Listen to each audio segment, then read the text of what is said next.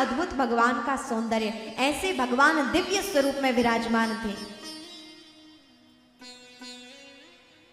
आप देखिए कि कितने सुंदर भगवान हैं कि राक्षस भी भगवान को देखकर मोहित हो गए।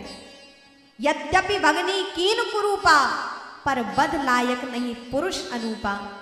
भले मेरी बहन के इन्होंने नाक कान काट दिए, लेकिन इतने सुंदर, इतने दिव्य, इतने तेजस्वी ये राजकुमार हैं कि इनको मारने का मन नहीं कर रहा है। अर्थात देखिए कि भगवान के समीप जाकर इनका मन भी परिवर्तित हो गया है, इनका मन भी करुणा से भर गया है, इनका मन भी मानो निर्मल होने के भाव से भावित है। लेकिन दुष्ट कहते हैं ना कि संगति, सुसंगति धीरे धीरे असर करती है और कुसंगति शीघ्र असर करती है। तो गुण तो इनकी प्रकृति तो दुष्ट ही थी। थोड़ी देर भगवान के दर्शन किए, दिव्य तेजस्वी मुख के दर्शन किए तो भाव जागृत हुआ, लेकिन थोड़ी देर बाद युद्ध के लिए तत्पर हो गए।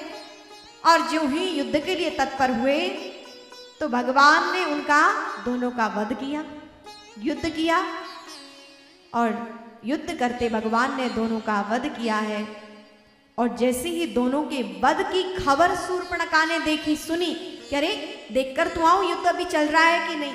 जाकर देखा शूर्पणखा ने तो खरदूषण वहां मरे पड़े हुए हैं, मृत्यु को प्राप्त कर चुके हैं। जो ही देखा तो भयभीत हो गई, अरे इन्हें तो कोई साधारण नहीं मार सकता है व्यक्ति। और पहुंची है तुरंत लंकाधिपति रावण के पास। और जो ही लंकाधिपति रावण के पास पहुंची है, महाराज की जय हो, लंकाधिपति रावण महाराज की जय हो, भैया की जय हो। आओ बहन, स्वागत है, बहुत दिनों बाद महल में पधारी।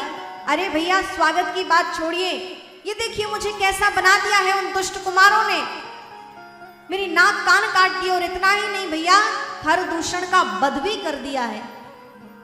और जो ही खरदूषण के वध की बात सुनी, रावण समझ गया है कि इस पृथ्वी पर परमात्मा का अवतार हो गया। परम विद्वान रावण, समस्त वेदों का ज्ञाता, लेकिन प्रकृति ठीक नहीं। कहते हैं कि जो ही पता चला कि खरदूषण मारे गए हैं तो समझ गया खरदूषण मोहि समबलवंता, तिनहि को मारहि बिनु भगवंता। खरदूषण तो मेरे समान बलशाली हैं। यदि खरदूषण का वध हो गया है तो अब ये पूर्ण रूपेण निश्चिंत निर्णय हो चुका है कि परमात्मा पृथ्वी पर अवतरित हो चुके हैं। अवश्य ही परमात्मा नर रूप में पृथ्वी पर पधारे हैं।